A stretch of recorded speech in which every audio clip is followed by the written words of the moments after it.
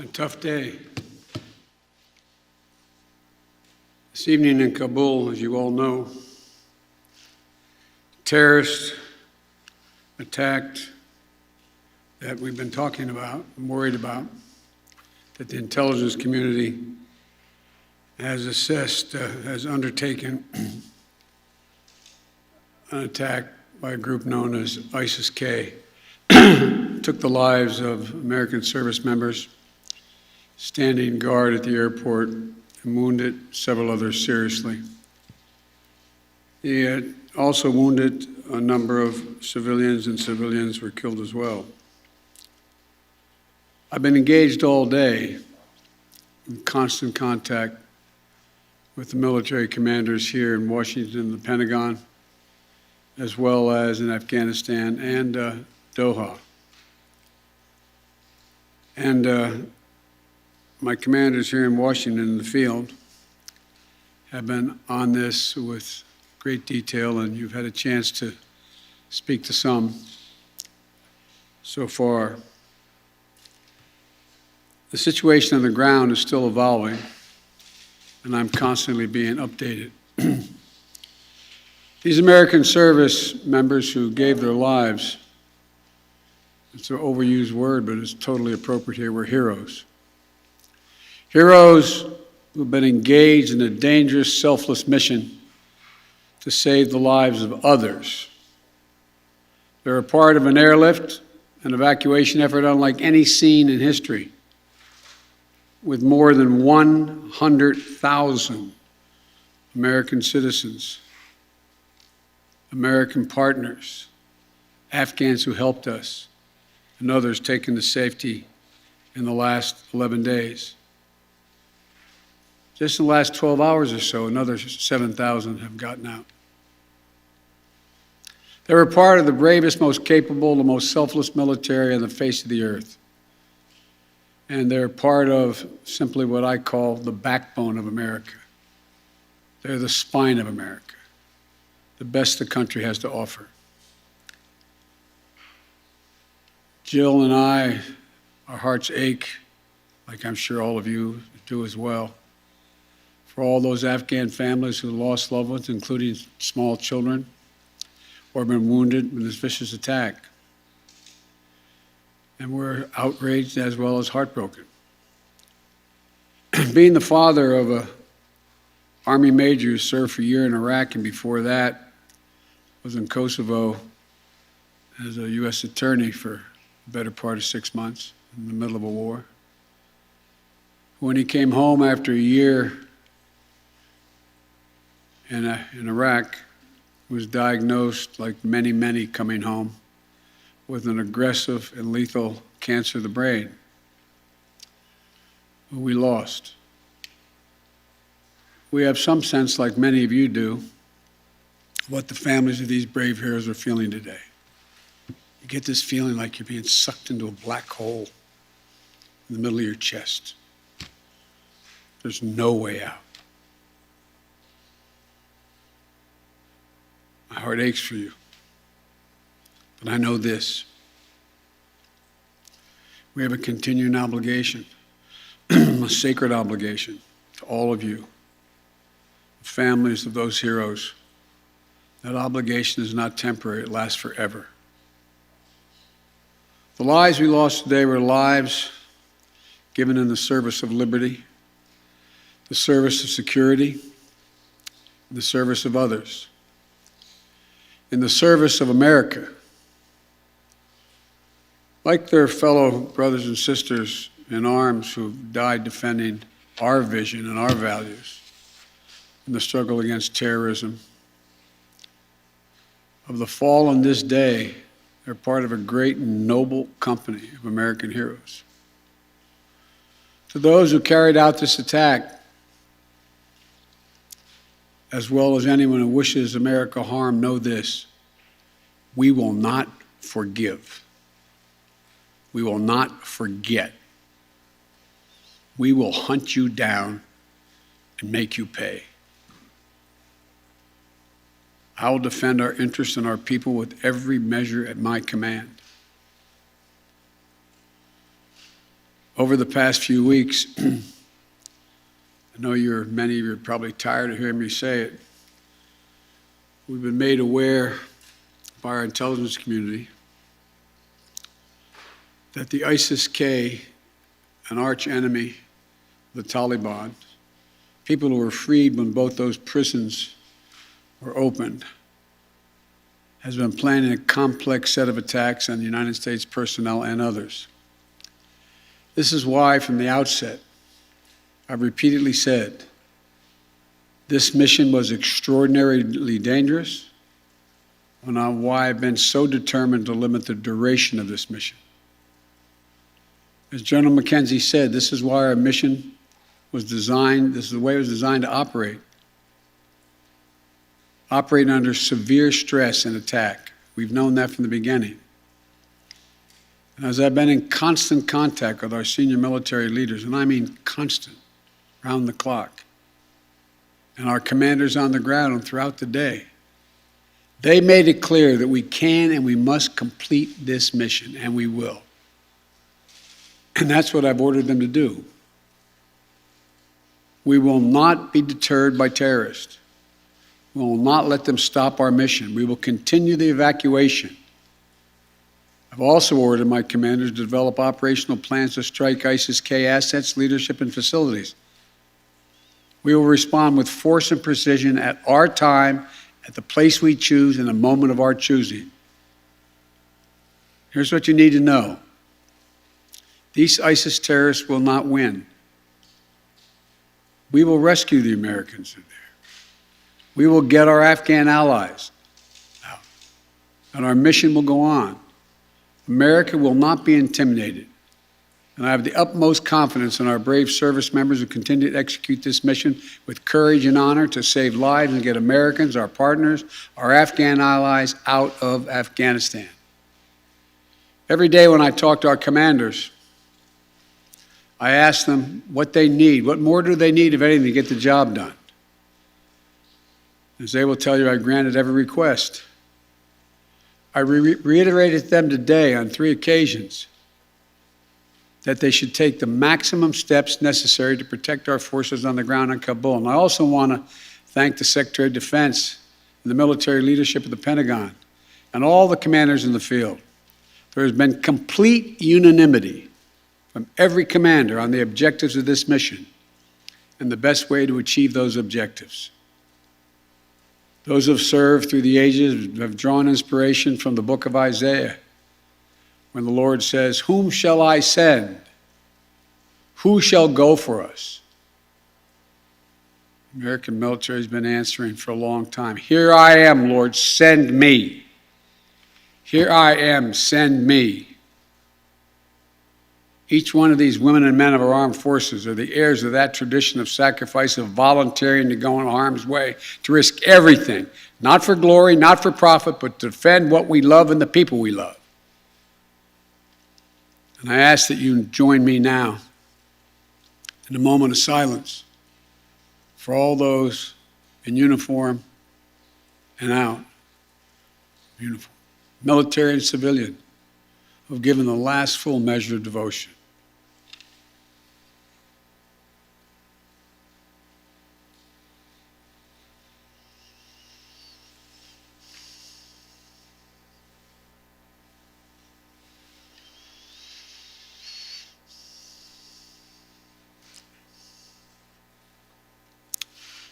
Thank you. May God bless you all, and may God protect the troops and all those standing watch for America. We have so much to do. It's within our capacity to do it. We just have to remain steadfast. Steadfast. We will complete our mission, and we will continue after our troops have withdrawn to find means by which we can find any American who wishes to get out of Afghanistan. We will find them and we will get them out. Ladies and gentlemen, I gave me a list here The first person I was instructed to call on was Kelly O'Donnell of NBC. You have said leaving Afghanistan is in the national interest of the United States. After today's attack, do you believe you will authorize additional forces to respond to that attack inside Afghanistan? And are you prepared to add additional forces to protect those Americans who remain on the ground carrying out the evacuation operation? I've instructed the military, whatever they need, if they need additional force, I will grant it. But the military, from the chairman of the Joint Chiefs, the commanders in the field, have all contacted me one way or another, usually by letter, saying they subscribe to the mission as designed to get as many people out as we can within the time frame that is allotted. That is the best way, they believe, to get as many Americans out as possible and others. And with regard to finding, tracking down the ISIS leaders who ordered this, we have some reason to believe we know who they are, not certain, and we will find ways of our choosing without large military operations to get them wherever they are. Trevor, Reuters. Thank you, Mr. President.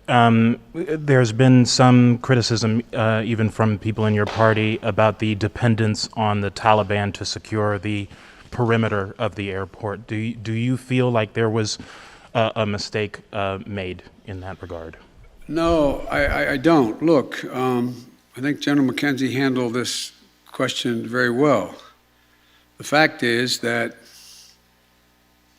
we're in a situation, we inherited a situation, particularly since, as we all know, that the Afghan military collapsed 11 days before, in 11 days, that it is in the interest of, as McKenzie said, in the interest of the Taliban, that, in fact, ISIS-K does not metastasize beyond what it is, number one. And number two, it's in their interest that we are able to leave on time, on target. And as a consequence of that, the major things we've asked them, moving back the perimeter, giving more space between the wall, stopping vehicles from coming through, etc., searching people coming through. It is not what you'd call a tightly commanded, regimented operation like the U.S. is, the military is, but they're acting in their interest. And so, by and large, and I've asked this same question to military on the ground, whether or not it's a useful exercise. No one trusts them.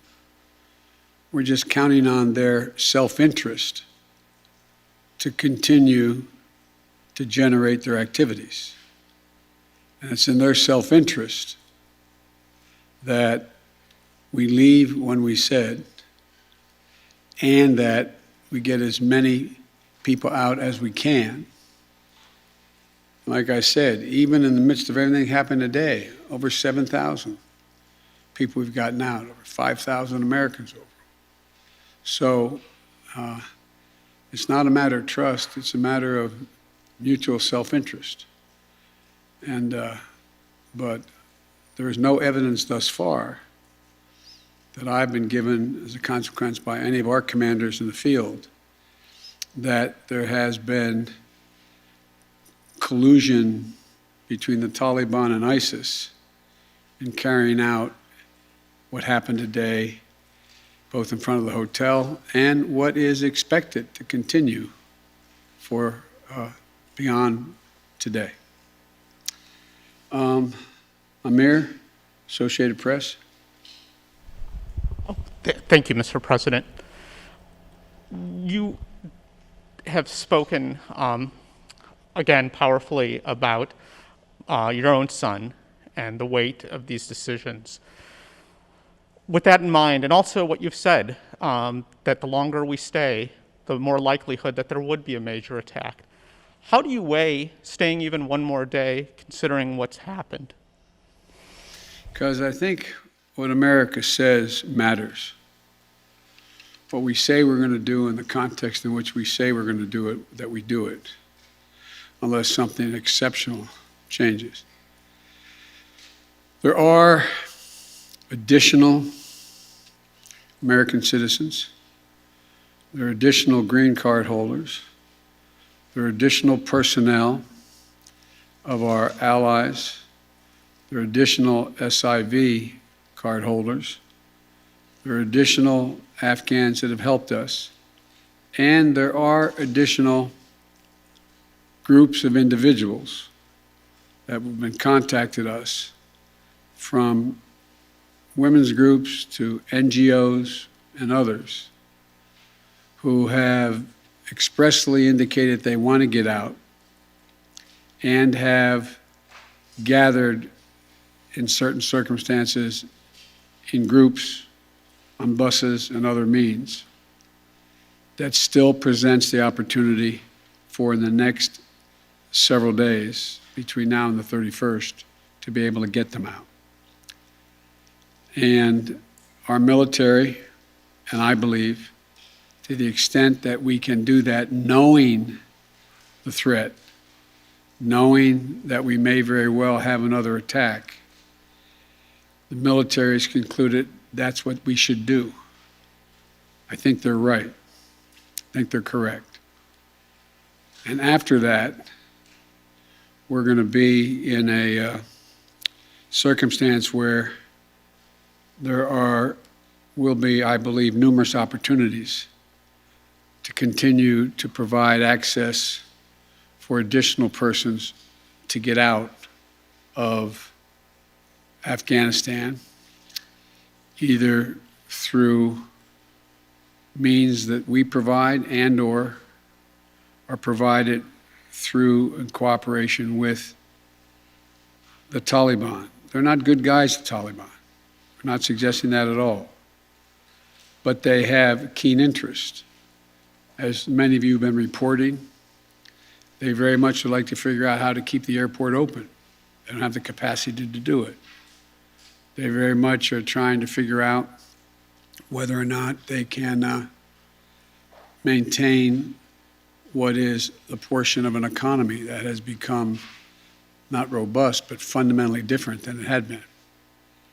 And so there's a lot of reasons why they have reached out, not just to us, but to others, as to why it would be continued in their interest to get more of the personnel we want to get out. We can locate them. Now, there's not many left that we can assess that want to come out. There's some Americans we've identified, we've contacted the vast majority of them, not all of them, who don't want to leave because they're dual nationals, they have extended families, etc. And there's others who are looking for the time. So that's why we continue. I'll take a few more questions, but you, sir. I wanted to ask you, That's okay. you say that what America says matters. What do you say to the Afghans who helped troops who may not be able to get out by August 31st? I say we're going to continue to try to get you out. It matters. Look, I know of no conflict, as a student of history, no conflict where when a war was ending, one side was able to guarantee that everyone they wanted to be extracted from that country would get out. And think about it, folks. I think it's important. I know the American people get this in their gut. There are, I would argue, millions of Afghani citizens who are not Taliban, who did not actively cooperate with us as SIVs, who, if given a chance, they'd be on board a plane tomorrow. It sounds ridiculous, but the vast majority of people in communities like that want to come to America, given a choice. So getting every single person out can't be guaranteed by anybody, because there's a determination all who wants to get out as well. At any rate, it's a process. I was really pointing to you, but you, sir. Thank you, Mr. President. There are reports that U.S. officials provided the Taliban with names of Americans and Afghan officials to evacuate. Were you aware of that? Did that happen? And then, sir, did you personally reject a recommendation to hold or to recapture Bagram Air Force Base? Here's what I've done let's answer the last question first. On the tactical questions of how to conduct an evacuation or a war, I gather up all the major military personnel that are in Afghanistan, the commanders, as well as the Pentagon. And I ask for their best military judgment. What would be the most efficient way to accomplish the mission? They concluded, the military, that Bagram was not much value added, that it was much wiser to focus on Kabul. And so I followed that recommendation. With regard to, there are certain circumstances where we've gotten information, and quite frankly, sometimes from some of you, saying you know of such and such a group of people are trying to get out, and they're on a bus, they're moving, from other people. And this is their location. And there have been occasions when our military has contacted their military counterparts in the Taliban and said, this, for example, this bus is coming through with X number of people on it, made up of the following group of people. We want you to let that bus or that group through.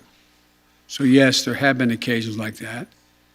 And to the best of my knowledge, in those cases, the bulk of that has occurred, they've been let through. But I can't tell you with any certitude that there's actually been a list of names. I know there may have been, but I know of no circumstance. It doesn't mean didn't exist. That here's the names of 12 people, they're coming, let them through. It could very well have happened. I'll take one more question. Wait. Let me take the one question from the most interesting guy that I know in the press. That's you. Mr. President, there had not been a U.S. service member killed in combat in Afghanistan since February of 2020. You set a deadline, you pulled troops out, you sent troops back in, and now 12 Marines are dead. You said the buck stops with you. Do you bear any responsibility for the way that things have unfolded in the last 2 weeks? I bear responsibility for fundamentally all that's happened of late. But here's the deal.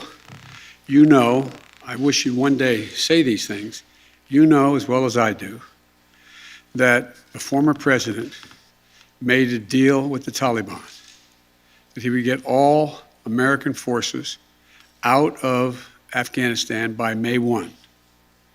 In return, the commitment was made, and that was a year before. In return, he was given a commitment that the Taliban would continue to attack others, but would not attack any American forces. Remember that? I'm being serious. No, I'm asking you a question. Because before... No, wait a minute. I'm asking you a question. Is that accurate, the best? About, but Mr. President, respectfully, since that I don't think that the issue that, do you think that people have an issue with pulling out of Afghanistan or just the way that things have happened? I think they have an issue that people are likely to get hurt. Some, as we've seen, have gotten killed, and that it is messy. The reason why, whether my friend will acknowledge it always reported it. The reason why there were no attacks on Americans, as you said, from the date until I came into office, was because the commitment was made by President Trump, I will be out by May 1st. In the meantime, you agree not to attack any Americans. That was the deal. That's why no American was attacked. And you said that you still, a few days ago, you said you squarely stand by your decision to pull out. Yes, I do, because look at it this way, folks, and I have another meeting for real. But imagine where we'd be if I had indicated on May the 1st I was not going to renegotiate a evacuation date. We were going to stay there. I'd have only one alternative: pour thousands of more troops back into Afghanistan to fight a war that we had already won relative to why the reason we went in the first place. I have never been of the view that we should be sacrificing American lives to try to establish a democratic government in Afghanistan, a country that has never once in its entire history been a united country and is made up, I don't mean this in a derogatory, made up of different tribes who have never, ever, ever gotten along with one another. And so, as I said before, and this is the last comment I'll make, we'll have more chance to talk about this, unfortunately, beyond, because we're not out yet. If Osama bin Laden, as well as al-Qaeda, had chosen to launch an attack when they left Saudi Arabia out of Yemen, would we have ever gone to Afghanistan? Even though the Taliban completely controlled Afghanistan at the time, would we have ever gone? I know it's not fair to ask you questions, it's rhetorical, but raise your hand if you think we should have gone and given up thousands of lives and tens of thousands of wounded. Our interest in going was to prevent al-Qaeda from reemerging, first to get bin Laden, wipe out al-Qaeda in Afghanistan, prevent that from happening again. As I've said 100 times, terrorism is metastasized around the world. We have greater threats coming out of other countries, a heck of a lot closer to the United States. We don't have military encampments there. We don't keep people there. We have over-the-horizon capability to keep them from going after us. Ladies and gentlemen, it was time to end a 20-year war. Thank you so much.